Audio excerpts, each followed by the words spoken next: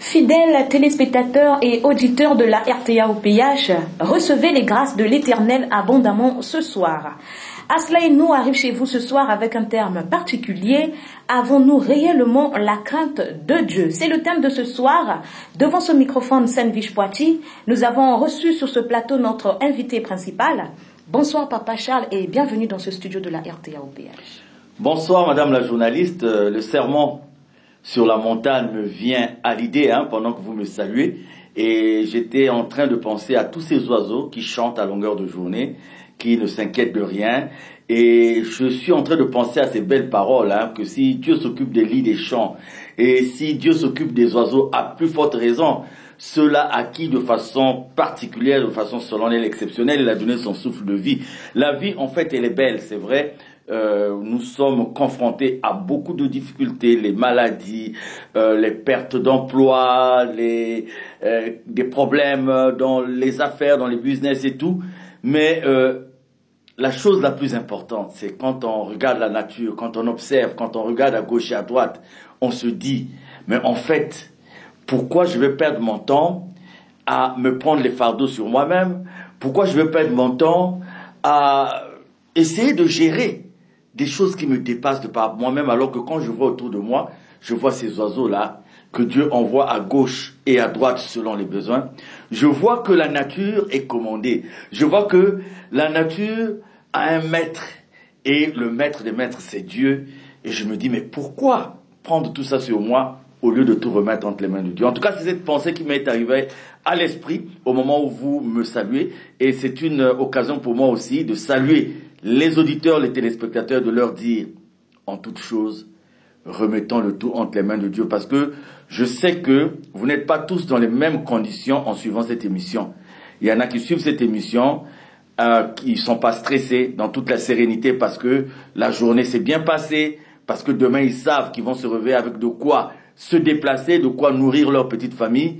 Je sais par contre qu'il y en a aussi qui suivent cette émission en ayant terminé la journée avec la maladie, en ayant terminé la journée avec des situations, en ayant terminé la journée avec des problèmes, et beaucoup encore ne savent même pas, demain qui est pourtant une journée de louange, d'adoration, de glorification, la journée de sabbat consacrée à l'Éternel, beaucoup ne savent pas comment ils feront même pour manger. C'est pour ça, en saluant tout le monde, je dis, écoutez, essayons de créer cet élan de prière, de communion, adressons-nous à Dieu. C'est ma quête depuis quelques jours de faire que tous ceux qui connaissent Dieu puissent prier en esprit, en vérité, pour que le monde des ténèbres bouge, pour que le monde mystique bouge, parce que Madame la journaliste, c'est pas au monde mystique de diriger le monde de Dieu. C'est pas au peuple des ténèbres de diriger le peuple de Dieu, mais c'est au peuple de Dieu, par la grâce de Dieu, par la puissance divine, d'imprimer sa marque à toute l'humanité, parce qu'il s'agit de la marque de Dieu. En tout cas, que Dieu soit avec nous. Merci Papa Charles. Alors pour nous permettre de prendre nos aises dans ce studio, un tour du côté de la régie en se servant Papa Charles de votre univers musical récent et actuel. Et on revient tout juste après.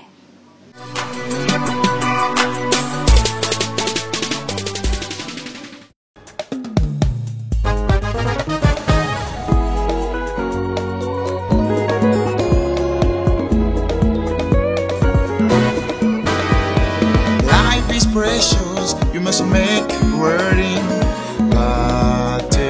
La bomba is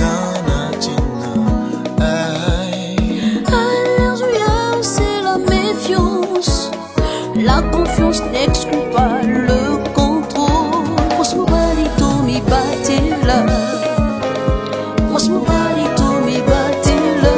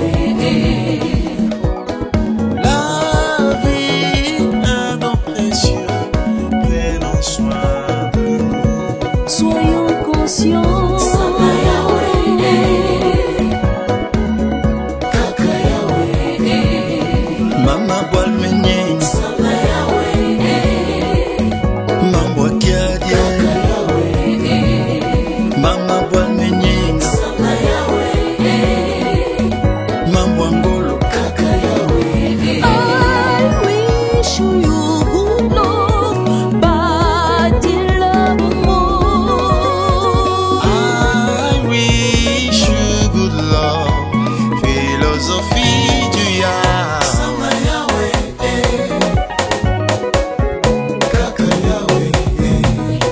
Mama boile meunier,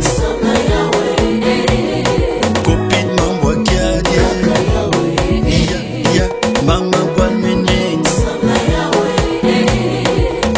mambo angolo, mambo kiadi, mwana mama del, mambo angolo.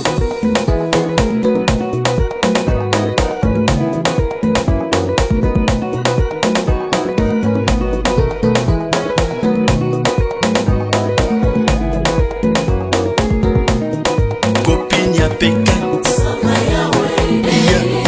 ya, bête me fouet.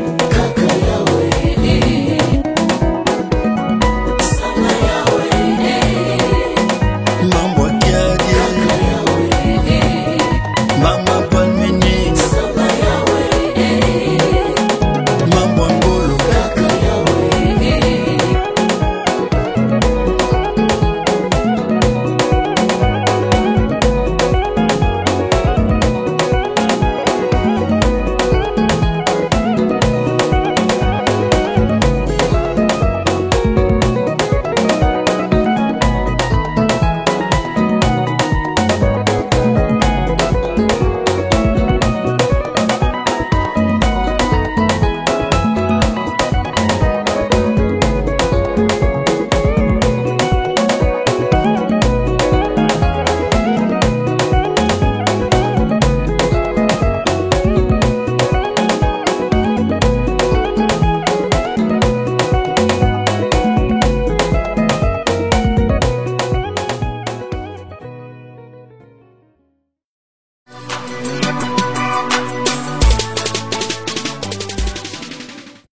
Merci la régie pour cet insert. Alors, Papa Charles, la Bible dit que la crainte de Dieu est le commencement de la sagesse. Votre analyse? Craindre Dieu, madame la journaliste, c'est un respect, une révérence. Hein? Allons d'abord dans un français peut-être un peu plus compliqué. Donc, craindre Dieu, c'est un respect. C'est une révérence absolue pour le Dieu Tout-Puissant. C'est savoir que nous allons rendre compte à personne d'autre que Dieu lui-même pour nos actes. C'est-à-dire que la définition de la sagesse est souvent teintée d'humanité. C'est-à-dire que quand on parle de sagesse, on semble attribuer à un homme, à une femme, des vertus issues de sa façon de se comporter dans la famille, dans la société. Et on se rend compte qu'il arrive qu'une femme, un homme prennent une dimension qui le sort ou la sort du commun des mortels. Alors on se dit non, cet homme n'est plus comme les autres. Cette femme n'est plus comme les autres. Parce que sa conception de la vie, sa conception des mouvements, sa conception des manifestations même de la société, le place à un niveau où on dit aisément qu'il est sage, qu'il est doté d'une sagesse. Ça c'est quand les hommes voient, quand les hommes disent. Et oui, il y a des gens sans le savoir qui ont acquis une certaine dimension dans le partage, une certaine dimension dans l'amour. Et quand vous voyez dans la Bible, il n'y avait pas nécessairement des hommes de Dieu acquis à Dieu qui avaient la manifestation de l'amour ou tout au moins des comportements qui pouvaient les relier à Dieu. Quand on parle de Corneille, qui est un grand exemple de la Bible, on dit Corneille, c'est quelqu'un qui avait un respect pour les autres. Corneille, c'est quelqu'un qui était acquis à la bienfaisance. Corneille, c'est quelqu'un, si on ne le connaissait pas, on était censé de dire tout de suite qu'il était à Dieu. Vous êtes sur une route, vous avez compris la volonté de celui-là qui vous a placé sur cette route, et vous avez compris que pour rouler, il vous faut respecter le code de la route déterminé par cette personne. Donc vous devez démarrer, vous devez partir d'un point à un autre, madame la journaliste. Mais ce n'est pas de par votre volonté que vous allez partir de ce point à un autre point. Mais c'est parce que une autorité vous a dit que si vous voulez aller là où c'est bien, voici la route qu'il faut suivre. Et cette autorité vous place sur cette route et vous dit, vous n'allez pas rouler à votre manière, de votre façon. Mais vous allez respecter le code de la route que je vous donne. Et quand la personne a compris et que la personne prend la route avec donc cette volonté d'obéir à celui-là qui l'a mis, qui l'a placé sur cette route et qui lui a donné le code de la route, à partir de ce moment, on dit oui, cette personne est sage. Sage pourquoi? Parce que cette personne a confiance en celui qui l'a placé sur cette route. Et cette confiance lui dit que quel que soit ce qui peut arriver sur la route, la personne sera en sécurité simplement parce que la personne va obéir à un Américain qui avait écrit un livre dont le titre est Absolute Surrender. Absolute Surrender. Donc, quand vous venez à Dieu, il a pris l'exemple d'un policier qui vous arrête et qui vous dit les mains en l'air. Quand le policier vous dit les mains en l'air, surtout aux États-Unis, madame la journaliste, je vous dis qu'il faut bien les avoir en l'air. Parce que moindre mouvement contraire de votre part peut supposer que vous êtes en train de prendre une action à l'encontre du policier et cela peut vous coûter même la vie. Nous assistons d'ailleurs à beaucoup d'événements dans ce sens. Donc, l'Américain qui a écrit Absolute Surrender, il nous dit que quand nous venons à Dieu, il faut avoir les mains en l'air. C'est-à-dire que nous avons déclaré forfait devant notre vie antérieure.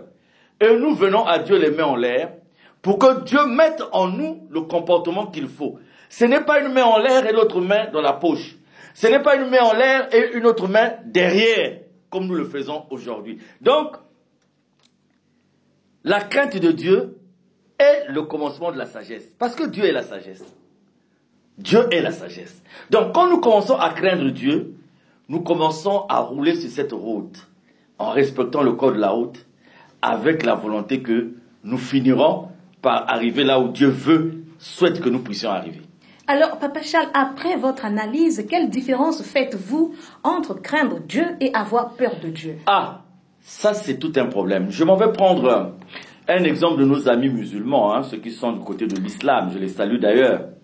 J'ai l'habitude de m'amuser, en disant au voisin qui tient sa boutique en face de chez nous en Goyo, je le fais souvent rire en disant La ilaha illallah. Bismillah. Donc, j'ai lu un peu le Coran, j'ai lu un peu Mahomet, les Almoravides et tout. Je m'intéresse à tout ce qui est spiritualité.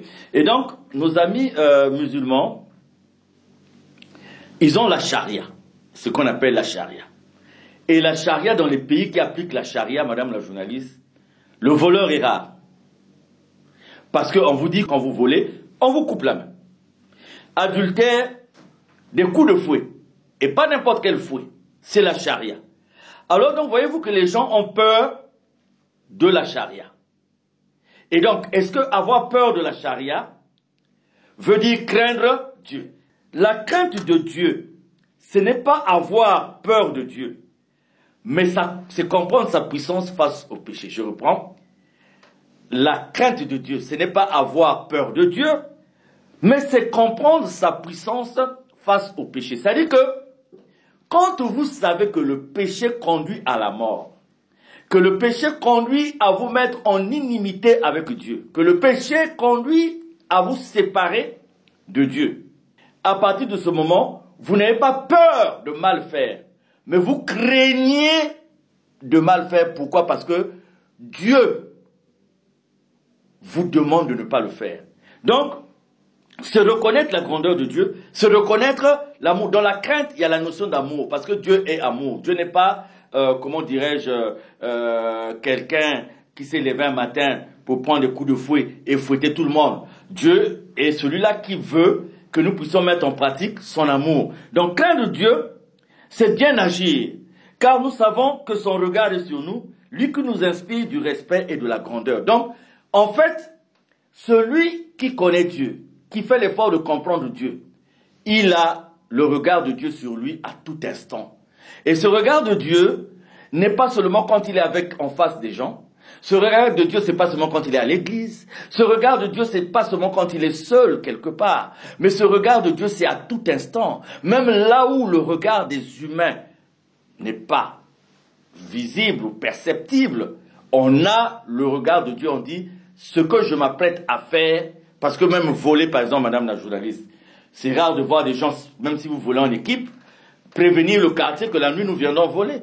Donc même dans les moments où vous savez que les gens ne vous regardent pas, dans les moments où vous savez que les gens ne vous observent pas, c'est dans ces moments-là que vous avez le regard permanent de Dieu qui vous dit, vous êtes caissier quelque part, vous dites, ah non, non, non, non, vous vouliez prendre 2000 dans la caisse parce que le patron n'est pas là, parce que vos collaborateurs ne sont pas là, vous dites, ah non, non, non, non, non, Dieu me regarde, je ne peux pas prendre. Vous avez pris le mari de l'autre et vous êtes rendu dans un endroit éloigné pour faire ce qui n'est pas bien. Les gens ne vous voient pas, mais dites-vous que Dieu vous regarde. Quand vous avez cette présence d'esprit de Dieu qui vous regarde, qui vous scrute, qui scrute vos actions à longueur de journée, vous avez sa crainte, non pas par obligation, mais par amour. Et cet amour de Dieu, vous aimez Dieu. Vous voulez aimer Dieu. C'est comme aujourd'hui, madame la journaliste, quand vous aimez votre mari, eh bien, c'est pas par peur de mal faire, mais c'est par amour que vous vous dites, ça je ne peux pas faire à mon mari, ça je ne peux pas faire à ma femme. Parce que si vous le faites par peur, à partir de ce moment, l'amour n'existe plus. Si vous le faites par peur, à partir de ce moment, vous n'aimez pas. Or, avec Dieu, la première chose qui rentre en action, c'est l'amour de Dieu. Et c'est cet amour, vous aimez. Et quand vous aimez, la notion de peur n'existe plus. Parce que vous aimez, et vous devez vous montrer aussi aimable vis-à-vis de l'autre. Voilà la différence entre la crainte et la peur. Parce que la peur, il n'y a plus de motivation d'amour. La peur, c'est mécanique. La peur, c'est pas répondre véritablement à ce que Dieu souhaite, ce que Dieu attend de nous. Alors, Papa Charles, qui doit craindre Dieu selon vous et pourquoi? Qui doit craindre Dieu? C'est le serviteur de Dieu. Qui doit craindre Dieu? C'est l'enfant de Dieu. Qui doit craindre Dieu? C'est celui qui connaît Dieu. Qui doit craindre Dieu? C'est celui qui fait l'effort de connaître Dieu. C'est très important. Cette notion est très importante. Parce que si nous ne connaissons pas Dieu, nous ne pouvons pas le craindre. Parce que nous ne connaissons pas Dieu. Parce que nous avons une idée farfelue de Dieu, entre parenthèses. Et les schémas actuels qui sont proposés à l'Église d'aujourd'hui ne nous présentent pas Dieu dans la connaissance profonde, dans la connaissance exacte. Ce sont quelques détails de la parole de Dieu qu'on a associés à certains mouvements de la vie, qu'on a associés à ce que les hommes dans ce temps de précarité, dans ce temps de misère, dans ce temps d'inconstance, ce que les gens attendent, il y a des gens qui ont exploité ça tranquillement pour montrer un Dieu aux gens qui en réalité n'est pas le Dieu d'Abraham, n'est pas le Dieu d'Isaac, n'est pas le Dieu de Jacob, mais est le Dieu que certains d'entre nous se sont fabriqués aujourd'hui pour se contenter de certains intérêts et pour profiter de la naïveté des gens. Donc, craindre Dieu, c'est d'abord connaître Dieu. Qui est Dieu? Qu'est-ce que Dieu veut de nous? Qu'est-ce que Dieu attend de nous? Et qu'est-ce que nous donnons comme contribution dans cette nouvelle vie qui est la nôtre en étant mis en contact avec Dieu, en étant revenus à la bergerie par la grâce, parce que c'est pas la grâce, c'est pas la grâce. Je dis, ce ne sont pas nos efforts, ce ne sont pas, comment dirais-je, c'est même pas notre obéissance, mais c'est la grâce de Dieu. Parce que nous avons vu des gens ici confondre l'humanité avec ce qu'elle a de réalité à la grâce de Dieu. Dieu utilise tous les moyens pour faire revenir les gens dans sa bergerie. Et quand nous avons compris, même si nous sommes revenus dans la bergerie parce que nous avons notre argent, parce que nous avons ceci, parce que j'ai suivi monsieur, c'est monsieur qui m'a amené, je suivi tout. Mais le plus important, c'est de savoir que c'est pas la grâce de Dieu. C'est la raison pour laquelle certaines personnes ont été humbles. Parce qu'ils ont compris que le gain dans Dieu, c'était pas la force d'une personne, mais c'était la grâce de Dieu. Et il faut toujours chercher à mériter cette grâce à longueur de journée. Alors, craignons-nous réellement Dieu? Sinon, pourquoi, Papa Charles? Un pays, une société, une nation, des gens qui craignent Dieu, les résultats sont tout de suite perceptibles. On nous dit dans Actes des Apôtres, tout au départ, que les gens prenaient ce qu'ils avaient de cher, d'important. Ils amenaient, ils mettaient ensemble. Et dans la vie communautaire, les choses se distribuaient aux démunis et aux pauvres. Et j'insiste sur cette précision importante dans Actes des Apôtres. Il nous est dit, il n'y avait pas parmi ceux qui croyaient. Parmi ceux qui croyaient, il n'y avait ni pauvres, ni démunis. il n'y avait ni pauvres ni démunis. Donc, dans une société qui prie, s'il y a des pauvres, s'il y a des démunis, cette société ne doit pas se reconnaître comme étant une société de Dieu simplement parce que Dieu nous dit que dans la première communauté qui est mise en place, il n'y avait ni pauvres ni démunis. C'est-à-dire qu'il y avait ce souci de se préoccuper de la souffrance des uns et des autres. Et il y avait sur la notion de propriété le fait de ne pas s'enrichir au détriment de la souffrance des autres. Le fait de ne pas s'enrichir au détriment de la souffrance de la société. Donc, c'est une société où il n'y avait pas des comptes épargne, où les gens pouvaient garder beaucoup d'argent pendant des années et des années. Bon, je ne suis pas contre les comptes épargne. Encore, il y en a qui peuvent faire l'épargne parce qu'ils ont pour objectif d'ouvrir, de lancer une activité qui va aider. Mais vous allez trouver des gens qui ouvrent des comptes épargne parce qu'ils n'ont rien à faire de l'argent, ils savent pas ce qu'il faut faire, ils en ont déjà assez. Et donc, l'argent va dormir dans les comptes en banque pendant des années et des années. Et il a la Bible tous les dimanches dans une ruelle où il y a des familles qui meurent de faim. Et lui, il a un compte épargne garni gracieusement depuis des années et des années. C'est ça. Donc, voyez-vous, si il y avait véritablement la crainte de Dieu, nous n'allions pas assister aujourd'hui à des femmes qui détruisent les foyers des autres. Parce qu'elle prie, elle a la crainte de Dieu, elle ne peut pas le faire. On n'allait pas assister aujourd'hui à des hommes qui devaient utiliser leur position sociale, leur rang social, utiliser leur argent pour détourner les femmes des autres. Aujourd'hui, on va vous faire obligation, madame la journaliste, je l'ai dit au cours d'une émission, qu'avant de faire ceci, il faut faire cela. S'il y avait la crainte de Dieu, aujourd'hui les gens n'allaient pas se lever prendre des machettes pour couper les bras des autres, comme si les autres étaient devenus des poulets qu'il faut mettre sur le grill, qu'il faut utiliser au barbecue. Et aujourd'hui, même en pleine journée, on voit quelqu'un qui sort avec une machette dans le but de prendre le sac de quelqu'un et de lui couper le bras. S'il y avait la crainte de Dieu, aujourd'hui, on ne va pas retrouver des infirmiers, des infirmières qui laissent traîner une urgence qui arrive parce que la personne est démunie, la personne n'a pas d'argent, donc on laisse la personne saigner, avoir une hémorragie qui va conduire cette personne à la mort. On n'allait pas assister à un certain nombre de choses qui sont visibles aujourd'hui dans notre société. On devait plutôt assister à quoi? À la manifestation toute puissante de l'amour de Dieu. J'insiste, madame la journaliste. C'est pas le fait d'avoir les églises partout. C'est pas le fait d'avoir des lieux de prière partout. Charité bien ordonnée commence par soi-même. Moi, je le dis à Luzolo. Que c'est pas le fait de venir au dommage tous les jours qui fera de nous des gens qui ont compris la crainte de Dieu. Mais c'est la pratique. Madame la journaliste, sortez même de la RTA aujourd'hui, vous allez déjà voir une église. Vous avancez à quelques mètres, vous allez voir une autre église. Vous allez avoir une sous-section. Vous allez avoir une paroisse. Mais donc cela veut dire que si nous tous nous craignions Dieu, nous devions être dans une société propre. Et j'insiste sur le mot, une société propre. Mais au sortir d'une église, vous allez voir des gens qui se battent. Au sortir d'une église, vous allez voir des gens qui vont aller chez un féticheur. Au sortir d'une église, vous allez voir des gens qui vont aller voler. Au sortir d'un dommage, vous allez voir des femmes qui vont aller tromper leur mari. Au sortir d'un dommage, vous allez voir des hommes qui vont aller tromper leur femme. Parce qu'il n'y a pas la crainte de Dieu. C'est cette liberté permissive qui démontre même la grandeur de Dieu. C'est pour cela que dans les 3 vertus théologales, on parle de l'amour, on parle de la foi, mais on parle de la persévérance.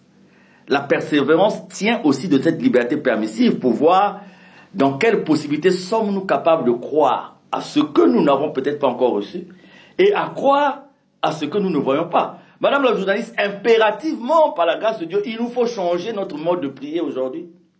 Il nous faut changer notre modèle de la société de prière parce que il faut la sortir de tout ce qui est société corrompue pour parler du vrai Dieu, pour s'exprimer en termes de l'amour de Dieu. Parce que même le dirigeant d'église, il faut se dire que quand tu as pris l'argent de l'église et que tu t'en es servi pour toi-même, sachant que dans ton église, il y a quelqu'un qui va mourir parce qu'il n'a pas pu acheter un médicament de 8 000. Et toi, tu le sais. Mais tu ne fais aucun effort pour instituer au niveau de ton église, pour instituer au niveau de ton lieu de prière, un courant de partage, de fraternité, dans lequel toi-même, tu seras le premier à donner l'exemple. Toi-même, tu seras le premier à montrer l'exemple. Tu ne peux pas t'enrichir en tant que dirigeant d'église. Tu ne peux pas t'accumuler de luxe. Tu ne peux pas t'accumuler des acquis matériels. Si dans ton église, il y a des démunis qui se battent pour survivre, ce n'est pas possible. Donc, si on avait une société qui vivait dans la crainte de Dieu, Madame la journaliste, nous devons avoir des gens qui ne doivent pas mourir de faim. Parce que sur 50 habitants dans un quartier, il y a 44 qui connaissent Dieu. Dans les 44 qui connaissent Dieu, il y en a 14 qui ont l'argent qui dort dans le compte en bas, en épargne depuis des années et des années. Et les 14 là, eux seuls, sont capables d'aider, de stimuler la créativité chez des gens. On dit oui, ces gens prient. Or, ces gens connaissent Dieu. Il ne faut pas aller partager seulement parce que vous êtes allé dans une loge, vous êtes allé dans une maison mystique, vous êtes allé chez un féticheur, chez un voyant qui vous a dit qu'il faut faire le salaka. Et parce qu'on vous a dit qu'il faut faire le salaka pour ce que vous voulez obtenir, bon, vous vous mettez maintenant à partager. C'est pas ça, partager.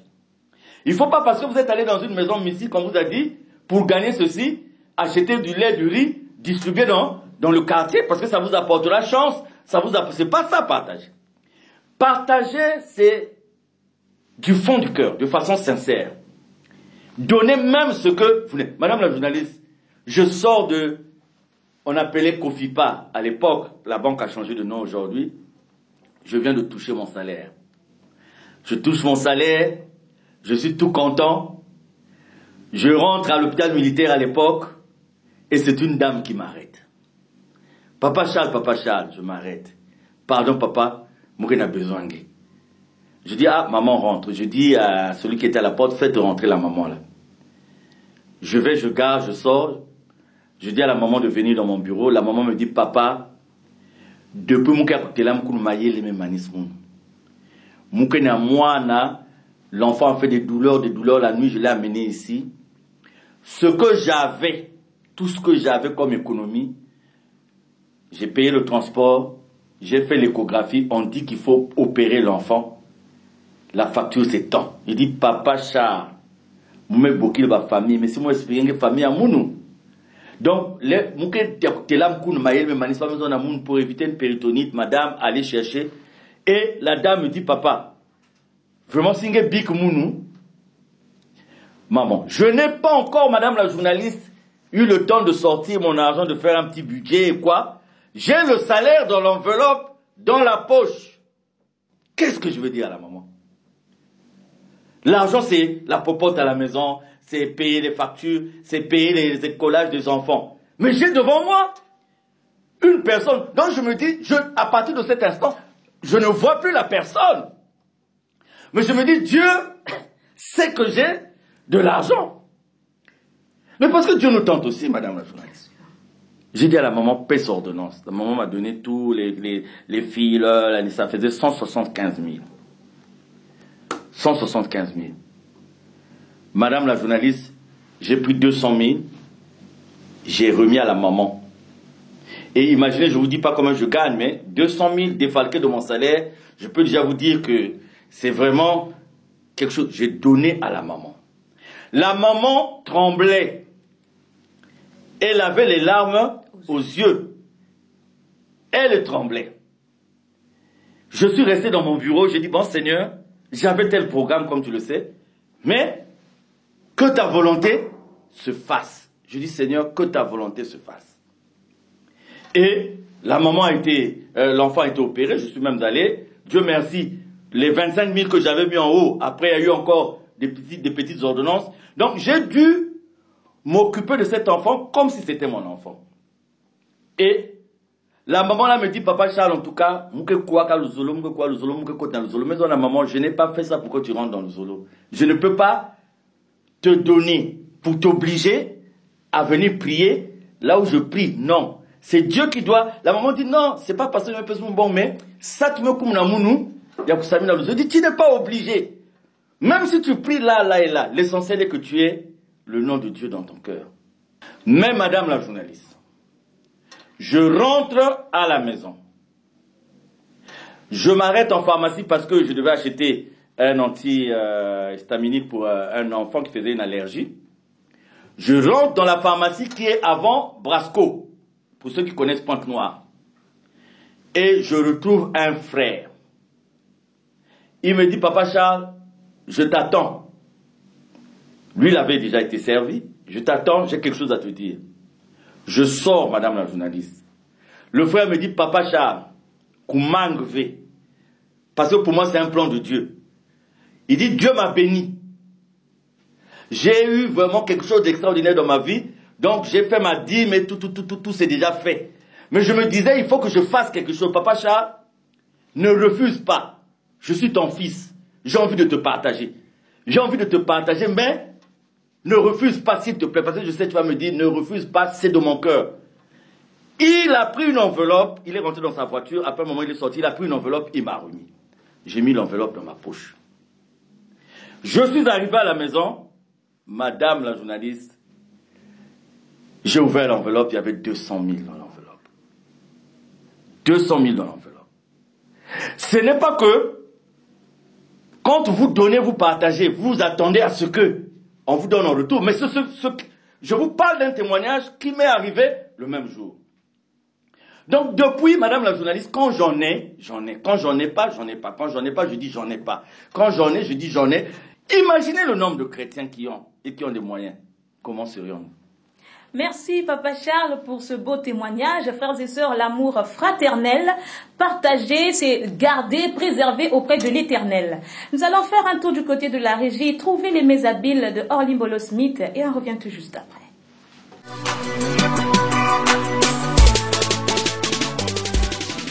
Premier jour de 27 dimanche, wana nde ozala offrande ya fermeture, wana siku ya clôture, wana ezali chiffre 8.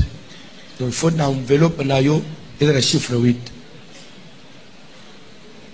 80 dollars, 80 000 francs, 8 000 francs, 8 dollars, 800 dollars, 800 000 francs, 8 millions de francs, 8 000 dollars. Ça dépend de l'amour. Ou soit, si tu trouves que peut-être 800 dollars, mais 80 dollars, par rapport à Nangai, tu peux faire à tous ces 300, à tous ces 200, mais na 8. C'est 280 dollars. C'est 180 dollars. Donc, 8 est à la 28 dollars, 58 dollars. Il y a des chiffres 8. Des paroissiens d'une église évangélique de Montréal accusent leur pasteur de leur avoir soutiré plus d'1 million de dollars, selon une enquête de nos collègues du réseau anglais de Radio-Canada. Ces paroissiens veulent savoir ce que le révérend a fait de cet argent qui était destiné à leur église. Benoît Giasson. Boulevard Henri Bourassa. Les paroissiens ont eu droit à un comité d'accueil bien spécial pour la messe de dimanche. Ceux qui ont perdu leur argent voulaient lancer une mise en garde. Moi j'ai donné 1000 là. Pour faire quoi? Pour faire quoi? Les rénovations. Regardez, les messieurs ici, il y a des gens qui sont là, qui n'ont pas été payés. Il y aurait, selon eux, pour près d'1 500 000 $ d'argent disparu en fumée. Cette dame a donné 10 000 $ depuis 2 ans, des fonds puisés en partie sur sa carte de crédit. Celle-là a donné 5 000 $. C'est ça qu'on veut savoir, où est passé notre argent. Qu'est-ce que le pasteur a fait avec notre argent? Cet entrepreneur vient d'effectuer des travaux de 25 000 $ dans l'église.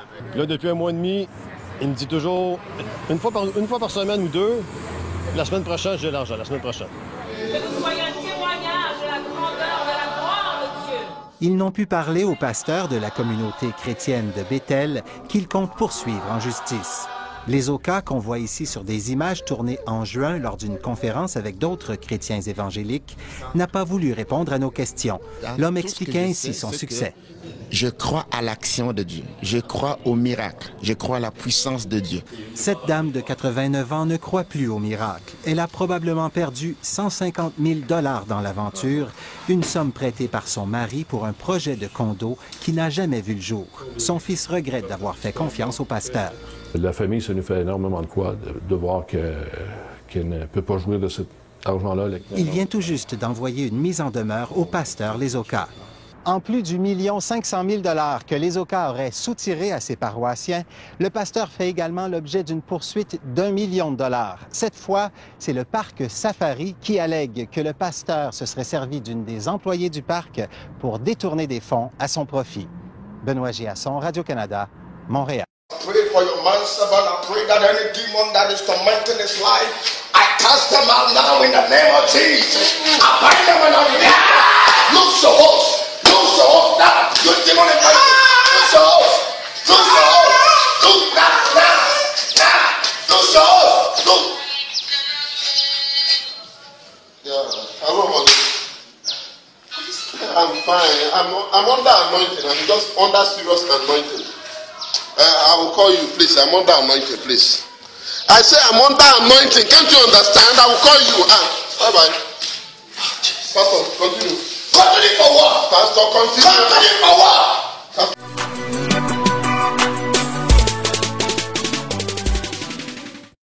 Merci Orly Mbolo pour ces inserts. Asla et nous chez vous avec le thème « Avons-nous réellement la crainte de Dieu ?» C'est le thème de ce soir. Pour vous qui venez de prendre d'assaut la RTAOPH, merci encore pour votre fidélité. Toujours avec notre invité principal, quelles sont les raisons, Papa Charles, qui nous poussent à ne pas craindre Dieu? Est-ce que nous avons la foi? Madame la journaliste, quand vous lisez Hébreux, vous vous rendez compte que ceux qui nous ont précédés ont eu une foi que vous et nous n'avons pas. La foi, c'est croire. Croire lorsque même l'univers semble bouché. Croire même lorsque l'horizon n'est pas perceptible. Madame la journaliste, les exemples bibliques sont là.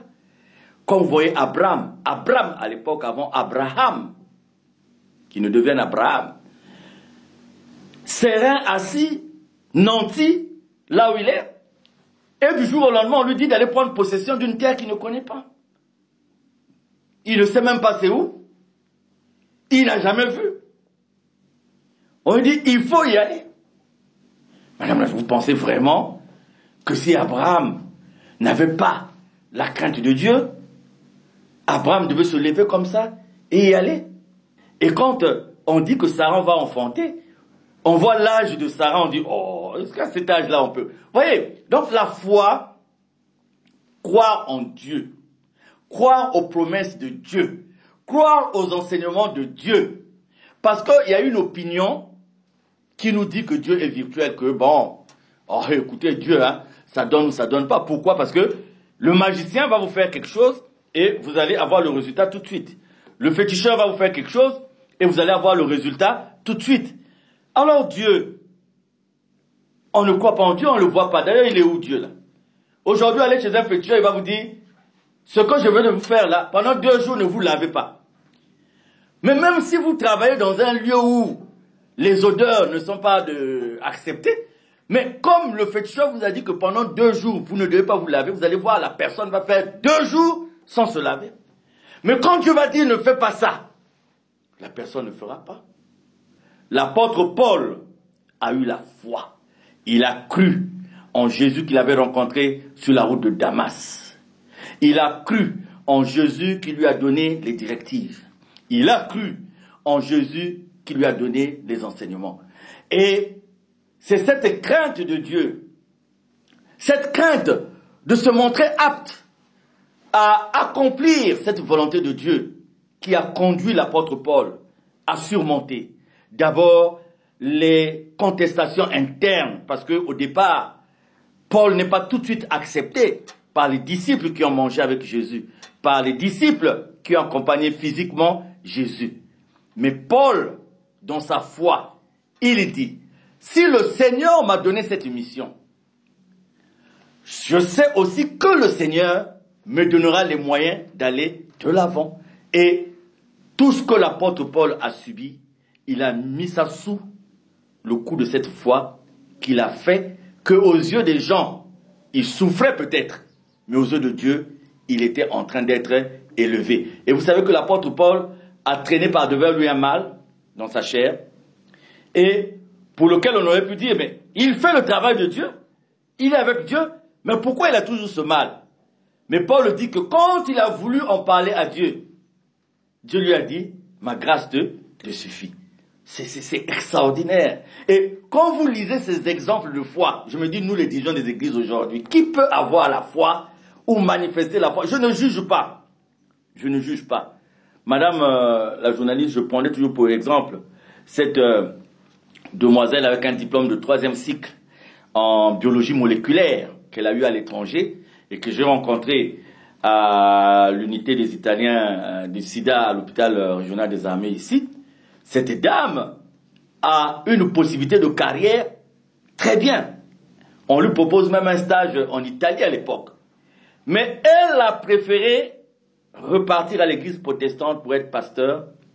Et pendant les temps de stage, elle nous a dit que le salaire qu'on leur payait était de 30 000 pendant les temps de stage. Et je connaissais ce qu'elle gagnait pendant qu'elle était au laboratoire de biologie moléculaire. Mais elle a décidé d'aller servir Dieu. Elle a décidé d'aller servir Dieu. Moi, je vois des pasteurs qui sont dans les villages, qui font le tour, des prêtres qui font des campagnes d'évangélisation, qui ont compris qu'il faut aller auprès de ceux qui ont besoin de Dieu. C'est des gens qui ont compris d'abord qu'est-ce que Dieu attend d'eux. Donc, quand on n'a pas la foi, on est ballotté à gauche et à droite. Regardez dans un foyer, quand une femme ne met pas au monde, elle prie. Elle va commencer dans un premier temps à s'adonner à la prière, mais quand elle va se rendre compte que rien n'arrive, les gens vont commencer à parler. Comme nous, les sociétés africaines, les parents du mari vont commencer à parler, les parents de ceci, les amis. Et si tu n'as pas la foi, tu vas abandonner. Oh non, il y a quelqu'un tisane, il y a quelqu'un tisane, il y a quelqu'un matite, alors que parfois, la personne qui vous donne les tisanes incante d'abord, fait d'abord ses incantations et tout. Mais toi, tu vas chercher maintenant à sensibiliser Dieu. Tu vas maintenant chercher à convaincre Dieu. Oh Seigneur, c'est seulement une tisane. Alors que tu sais que la maison dans laquelle la tisane t'a été donnée n'est pas de Dieu. Donc, je parlerai, on peut soulever beaucoup de raisons, mais on arrivera autour de la foi et autour de la persévérance qui mine, kutatamana. Hein? J'aime quelque part quand on dit sikama, siama, tatamana wanunga. Donc, sikama, siama, tatamana. Hein? Sikama. Ça dit que, je ne sais pas la traduction exacte, mais le mot déjà veut dire que, hein, ça dit que, qui mine la foi, sikama. Ça dit que, accroche-toi là. Tatamana. Ça dit que, persévère, siama, sois béni, persévère. C'est, quand j'entends ça, j'aime ça, c'est sikama, siama, tatamana wanung. Alors, Papa Charles, quelques exemples dans la Bible des hommes et des femmes qui ont eu la crainte de Dieu, mais aussi de ceux qui ont fait le contraire. La crainte de Dieu, vous savez, il y a des gens qui l'ont eu en même temps et qui l'ont perdu à un moment donné. Il y a des gens qui ont eu la crainte de Dieu jusqu'à gagner, les Enoch qui sont partis, les Noé, je vous ai parlé d'Abraham, des gens qui ont eu la crainte de Dieu. Je vous parle des gens qui ont eu la crainte de Dieu à un temps. Vous voyez David, il a la crainte de Dieu. Mais quand il va sur sa terrasse, il voit Bathsheba, la femme d'Uri en train de se laver. Il n'hésite pas à la prendre. Il perd un peu la crainte de Dieu. Donc, un peu, hein, vous savez, cette guerre qu'il y a entre le bien et le mal. Et on peut vous parler des prophètes aussi. On parlait de ce voyage à Ninive, hein, où le prophète au dernier moment, a peur. Et donc, vous voyez donc, il y a des gens qui ont craint Dieu et qui ont subi les secousses de la société. On parlait du grand exemple de Job. C'était compliqué avec Job. Parce que non seulement il perd tout dans la chair et dans les faits, mais il est en plus conseillé maladroitement par des gens qui viennent avec le souci de le faire enfoncer encore dans ce qui n'est pas bien. Donc les hommes qui ont craint Dieu, ils sont nombreux dans la Bible. Les hommes aussi qui ont, vous savez, comme vous voyez Salomon. Ça, un ami me faisait rire. On avait un séminaire à Madingou. Un ami me faisait rire en me disant, mais Charles, si tu veux être sage et intelligent, il faut avoir beaucoup de femmes. Je dis, comment ça? Il dit, c'est biblique. Je dis, mais comment ça c'est biblique? Il dit, si tu veux... Il dit, mais regarde Salomon. Salomon, Dieu lui a donné l'intelligence et la sagesse, mais avec beaucoup de femmes et de concubines. Donc, vous voyez son interprétation qu'il a, lui, de la Bible, parce que il dit, Dieu a donné la sagesse et l'intelligence à Salomon. Donc, cela veut dire que pour être intelligent et sage, il faut avoir beaucoup de femmes. C'est son interprétation, mais ce qu'il oublie, c'est que quelque part, c'est la femme aussi qui a eu à perdre Salomon. Donc, la Bible est remplie de gens qui ont eu la crainte de Dieu. Je vais recommander, sur le plan de la foi, aux uns et aux autres de lire Hébreu. Et ils vont se rendre compte, dans Hébreu, il y a des exemples, des grands exemples de la foi. Alors, Papa Charles, quels sont les bénéfices de la crainte de Dieu et les conséquences du contraire? Ah, vous avez dit que si on prend seulement la phrase biblique que vous avez eu à évoquer au départ, Madame la journaliste, si on dit que la crainte de Dieu est le commencement de la sagesse. Maintenant, le manque de crainte de Dieu peut être le commencement de quoi? Oui, si on dit la crainte de Dieu est le commencement de la sagesse. La sagesse donne quoi? La pondérance. Donne quoi? La bonne évolution dans la vie. La sécurité. La sagesse donne quoi? Les bonnes décisions. La sagesse donne quoi? La bonne façon de vivre. Le bon comportement. La compréhension de beaucoup de choses. Nous avons dans la sagesse la mise en pratique de l'amour de Dieu. Nous avons dans la sagesse ce qui fait de vous quelqu'un qui peut apporter un plus de façon donc positive dans la société. Maintenant, le manque de la sagesse, ou le manque de sagesse, Madame la journaliste, peut vous conduire à quoi? À des actes irréfléchis, à une vie immodérée, à un manque de compréhension. On peut même dire à une petite folie. Quand vous n'êtes pas sage, vous êtes exposé à tout ce qui n'est pas bien. Quand vous n'êtes pas sage, vous êtes exposé à beaucoup de mauvaises choses. Donc, la crainte de l'Éternel est le commencement de la sagesse. Et de compléter vous-même, le manque de la crainte de l'Éternel est le commencement de quoi? Voilà. Et chacun de nous se fera une idée à ce sujet. Une question nous est posée dont nous allons répondre sûrement à la fin de cette émission. Quelques exemples pratiques qui montrent que nous ne craignons pas Dieu, Papa Charles. Madame la journaliste, nous ne craignons pas Dieu.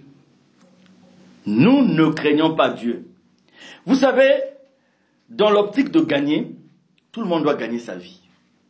Mais il y a des gens aujourd'hui qui gagnent leur vie au détriment des autres. Et quelques exemples pratiques de la crainte de Dieu, c'est que, Madame la journaliste, vous êtes là. Vous savez que vous avez le pouvoir de décider sur la vie de quelqu'un. Donc, vous êtes chrétien, tous les matins à la cathédrale, tous les dimanches au tombage. Une décision de votre part, donc quand vous apposez votre signature, la personne peut être libre ou en prison. Mais vous allez apposer votre signature pour restreindre la liberté de quelqu'un sur quelque chose qui est faux. Et vous savez pertinemment que c'est faux. Et que vous l'avez fait seulement pour une autre raison. Et à partir de ce moment, quelle crainte de l'Éternel auriez-vous pendant que vous irez manger, prendre votre petit déjeuner, dormir avec votre femme, voyager avec vos enfants, alors que vous avez restreint la liberté d'un semblable, sans raison valable. Et vous êtes à l'église. Et vous louez Dieu. Mais quel Dieu vous louez? Madame la journaliste, une femme est arrivée pendant que vous êtes de garde, vous êtes sage-femme, elle vient pour accoucher. Et parce qu'elle n'a pas d'argent, vous ne la touchez pas. Jusqu'à provoquer une souffrance fœtale, jusqu'à provoquer la mort du bébé. Et dans certaines circonstances, la mort de la maman aussi peut s'en suivre. Et vous êtes conscient du fait que vous avez fait ça. Mais vous repartez chez vous le matin avec l'argent que vous avez eu en arnaquant les malades. Et vous êtes content d'aller surveiller les chantiers de votre parcelle sur de l'argent sale. Et vous allez au dombage, et vous allez à la prière, et vous dites que vous appartenez à Dieu. Vous vendez au marché, vous vendez la pâte d'arachide. Mais vous trouvez que pour avoir beaucoup plus de bénéfices, vous allez mélanger ça avec autre chose. Sachant que cette pâte d'arachide consommée par des semblables peut provoquer autre chose. Mais vous êtes content de gagner de l'argent de cette façon. Vous êtes patron dans une société et vous avez des employés femmes. Vous savez que ces employés sont mariés. Mais vous allez user de votre influence pour amener ces femmes mariées à sortir avec vous, pour en faire des maîtresses. Avec la menace que si elles n'acceptent pas, vous allez les virer du lieu de travail. Et vous êtes à l'église tous les dimanches matins. Vous êtes au dombage. Vous êtes à la paroisse. Avez-vous la crainte de Dieu?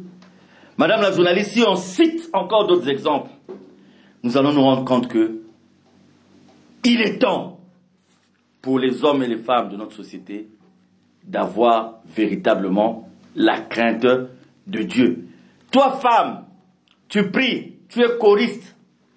Mais on t'a dit que pour gagner l'amour de ton mari, il faut prendre tes excréments et les mettre dans la moime, les préparer pour adoucir le cœur de ton mari. Et nous savons que les excréments peuvent être à l'origine de beaucoup de choses, choléra, etc., etc. Tu vas faire manger. Moi, j'ai un ami qui a fini par mourir, madame la journaliste, qui pendant des mois et des mois a été nourri par des choses sales par sa femme. Parce que sa femme le suspectait d'aller au dehors. Et le monsieur a développé, au départ on a parlé d'ulcère, on a parlé de ceci, on a parlé de cela. Et c'est après la mort du mari que la femme s'est mise à faire des rêves incroyables. Jusqu'à ce qu'elle a été poussée à venir demander pardon, que ça fait tant de mois, on m'avait dit de mettre ceci dans la nourriture de mon mari. Et elle est choriste dans une église. Je vous dis, si Dieu se décidait un jour de dire, bon, dans telle église, je vais donner à mon signal, tous ceux qui ne sont pas en Dieu, en esprit, en vérité, vont être nus. Et ceux qui sont en Dieu vont rester habillés. On risque d'avoir toute une église entière où tout le monde est nu. Parce que les gens ne répondent pas véritablement à la volonté de Dieu. Et, madame la journaliste, on peut citer des exemples. On peut citer des exemples, des exemples, des exemples. Aujourd'hui, là, tu es fier de te dire, tu vas t'adresser à telle personne parce que la personne a pris. Tu vas t'adresser à telle autre personne parce que la personne l'a pris, mais au contraire, ceux qui prient sont même plus mauvais que ceux qui ne prient pas. Pour beaucoup d'entre nous, Dieu est une idée virtuelle. Qu'en dites-vous, Papa Charles? On ne croit pas que Dieu existe. Si nous croyons que Dieu existait, il y a beaucoup de choses qu'on n'avait pas fait. Il faut que l'œil de Dieu puisse toujours être là. Et quand nous sortons, quand nous parlons, on se dit Dieu est là, Dieu est avec nous. C'est-à-dire que celui qui a compris Dieu et qui a compris la nécessité de faire l'effort d'être avec Dieu, c'est celui-là qui voit Dieu en permanence. Avant de voir quelqu'un d'autre, il voit Dieu en permanence avec lui. Et c'est ce qui fait que il aura toujours la crainte de verser dans le mal, il aura toujours la crainte d'aller vers ce qui n'est pas de Dieu, d'aller vers ce qui n'est pas bon. Mes frères et sœurs, je vous assure, il faut que le monde des ténèbres tremble. Il faut que le monde mystique tremble.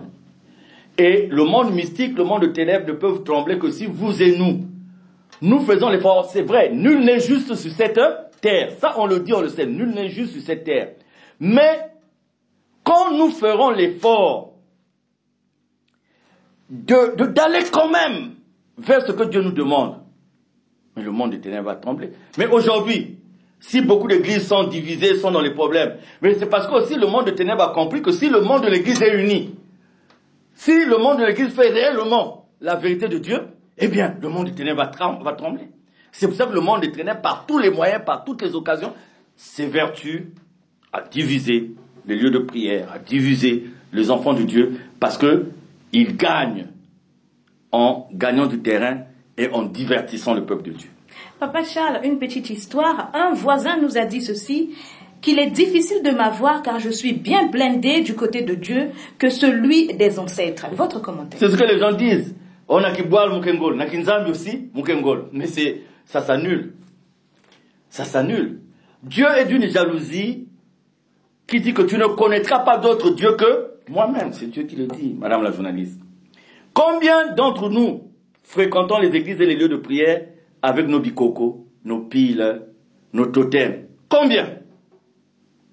C'est ça aussi, le désordre constaté dans les lieux de prière aujourd'hui. C'est tout ça aussi. Parce que vous allez à l'église, il y en a qui disent même qu'il y en a qui habitent en Anganda, le temps de rentrer dans l'église. Mais il y a des gens qui vous disent, il doit faire l'effort d'être bien blindé au village et l'effort d'être avec Dieu. Ça s'annule, ça ne sert absolument à rien. Parce que quand tu vas gagner quelque chose, tu vas attribuer ça à qui? À Dieu ou bien à tes bicocos? À Dieu ou bien à tes totems? À Dieu ou à tes piles? L'autre chose aussi, madame la journaliste, c'est que nous avons beaucoup plus confiance en ces choses-là qu'en Dieu. Quelquefois, Dieu devient seulement une façon de nous camoufler. C'est-à-dire qu'on va à Dieu, on sait qu'on ne croit pas. Mais comme on ne veut pas susciter de la part de notre famille, de la part de nos voisins, des commentaires négatifs pour dire « Ah, Yandé, on dirait qu'il pratique. Yandé, on dirait que ça l'a fait. » On est obligé d'aller se cacher dans l'église pour que les gens disent « Ils prient. » Et en se disant, quand les gens vont voir qu'ils prient, les gens vont dire « Bon, comme ils prient, c'est que il n'est pas ceci, il n'est pas cela. » Au contraire, les plus grands sorciers, je suis convaincu, sont venus se cacher dans les lieux de prière. Quelle est la responsabilité de l'Église, Papa Charles, dans la conscientisation du peuple de Dieu? Mais l'Église va conscientiser quoi? Si l'Église lui-même a les sorciers là vont dire quoi? Vous pensez que si l'Église a des sorciers, les sorciers là vont prendre le temps de dire aux gens, il faut chasser les sorciers? Si l'Église a des adultères, ces gens-là vont passer leur temps à enseigner les gens sur le fait qu'il ne faut pas être dans l'adultère, qu'il ne faut pas être dans la fornication. Si l'Église a des voleurs, vraiment les gens là vont vous enseigner à être honnête. Si l'Église a les malhonnêtes, non, madame la journaliste, je ne juge pas. Mais voyez, non, quand les gens prennent le temps d'aller à la prière quelque part, chez nous encore on prend beaucoup de temps le dimanche, de 8h30 des fois, 9h30 jusqu'à 17h. Et chez nous, nous n'avons pas de temples construits comme ailleurs. Donc nous sommes soumis au soleil quand il y a le soleil, à la pluie quand il y a la pluie, à la boue quand il y a la boue. Donc vous allez passer tout ce temps pour ne rien obtenir à la fin? Non, non du tout. Donc, le rôle de l'Église là-dedans, mais madame la journaliste, tout le monde le sait. Tout le monde se connaît. Mais il y a des hommes de Dieu, des femmes de Dieu qui font cet effort d'apporter la vérité, de faire vivre la vérité, de parler la vérité, de dire la vérité dans leur lieu de prière. Ils sont combien? Point d'interrogation. Alors, la responsabilité individuelle du chrétien, Papa Charles? Mais c'est ça. Nous n'irons pas aller... Le jour du jugement, on ne sera pas avec le pasteur. Le jour du jugement, on ne sera pas avec le diacre. Hein? Le jour du jugement, on ne sera pas avec le frère Mikungi pour dire non, moi je compte sur lui pour m'amener à la vie éternelle, ou je compte sur le pasteur pour m'amener. Nous serons seuls. Donc tu ne diras pas c'est la faute au pasteur parce qu'il n'a pas voulu m'enseigner telle chose. C'est la faute aux membres confirmés parce qu'il n'a pas voulu me dire. C'est toi, le salut est individuel. Donc le plus important, toi-même. Mais la parole de Dieu est là pour nous enseigner ce qui est bien et ce qui est mauvais. Et Dieu est là, en esprit, en vérité, avec nous. Si nous maintenons un rapport, des rapports en esprit, en vérité avec Dieu, Dieu nous dit ce qui est bien, ce qui est de lui et ce qui n'est pas de lui. Donc l'effort, madame la journaliste, doit d'abord être un effort personnel. Alors, avant de conclure cette émission, Papa Charles, votre mot de la fin. Ah, mon mot de la fin, un seul. Un seul, où vous me permettez. Avant de quitter ce studio. Mon mot de la fin, merci. Comme vous m'en avez accordé un, donc merci. Non, mais dites quelque chose. Que je dise quelque chose. Non, mais très franchement, nous allons, tout au long des semaines qui viennent, nous allons essayer de prendre des thèmes pour essayer de conduire l'Église, le lieu de prière, à un peu, par la grâce de Dieu, dépoussiérer, balayer, enlever toute la saleté qui est dans l'Église pour que il y ait, je sais que c'est pas tout le monde qui comprendra, sinon c'est aller à l'encontre aussi de la volonté de Dieu, entre guillemets, mais si nous réussissons à faire de nos églises, nos lieux de prière des forces, eh bien nous aurons fait quelque chose de bien dans la société. Merci Papa Charles pour les précisions. Avons-nous réellement la crainte de Dieu? C'était le thème de ce soir. Asla et nous a bénéficié de la collaboration technique de Blanchard Mwanda et à la régie Orlimolo Smith. Je suis Senvish Poiti. Merci pour votre fidélité. Dieu voulant, je vous retrouve la semaine prochaine. Au revoir.